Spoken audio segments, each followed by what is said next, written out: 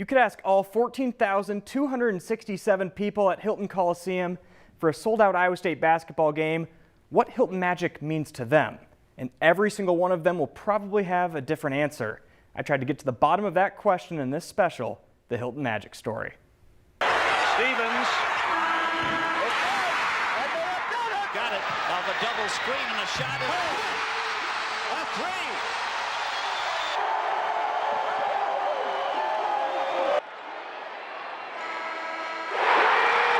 It's the belief in that building.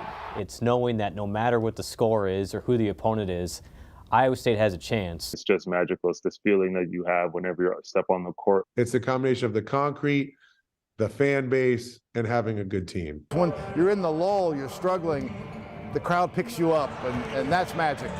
Long before Hilton Magic was a well-known term across the college basketball world, Hilton Coliseum was being built back in 1971, but there wasn't magic built into the concrete. That came over a decade later. Most fans would tell you that Hilton Magic was born the day that Barry Stevens hit a buzzer beater to beat Missouri in 1983. Stevens.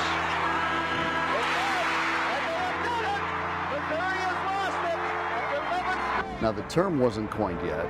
That was a few years later when the term came along with Buck Turnbull in the Des Moines Register. Before Johnny Orr came to Ames, Iowa State had made just one NCAA tournament ever. He made the tournament 6 times in his career, and a once dormant program became relevant. Stevens.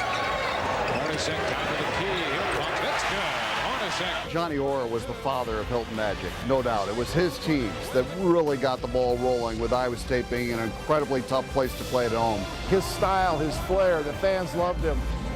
Get out, stomp on the floor, get his guys going, and play the style certainly conducive to winning these home games. There's very few things that can shut down a town, but when it seemed like during those glory years in Iowa State, when Coach Orr was on the sidelines, the town really did shut down on game nights. Ames shut down on a December night against arch-rival Iowa and future NBA champion B.J. Armstrong. LaFesta Rhodes became a name that would never be forgotten.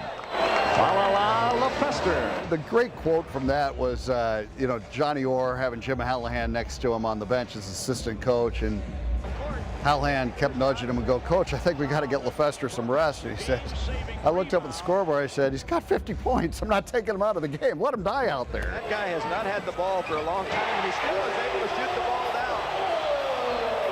LaFesta Rhodes with 51 points.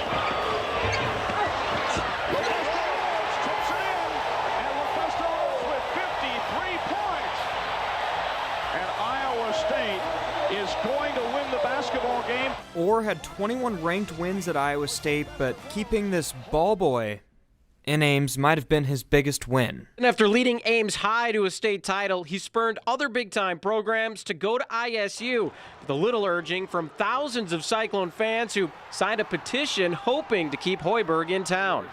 It didn't take long for Hoiberg to experience it as a player. During his freshman year, he witnessed it firsthand against the second-ranked team in the country. And Hoiberg. Oklahoma State was probably the best game I ever played in, when we were down by over 20 points in the second half, and just saw Justice Thigpen bring us all the way back, get us into overtime. The crowd sensed that every time he touched the ball, it was going up and it was going in. I was very fortunate. I made a free throw at the end of that game to give us a 1-point lead. The whole team ran at Justice coming off a stagger, and got fouled making a layup, and made the free throw. He does. And then they called a horrible foul on Justice Thigpen. Ron Zetrick called it. I'll never forget it.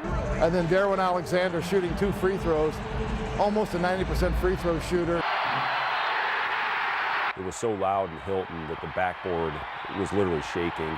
He said later the floor was shaking. And he missed those free throws so bad. And again, that's Hilton Magic.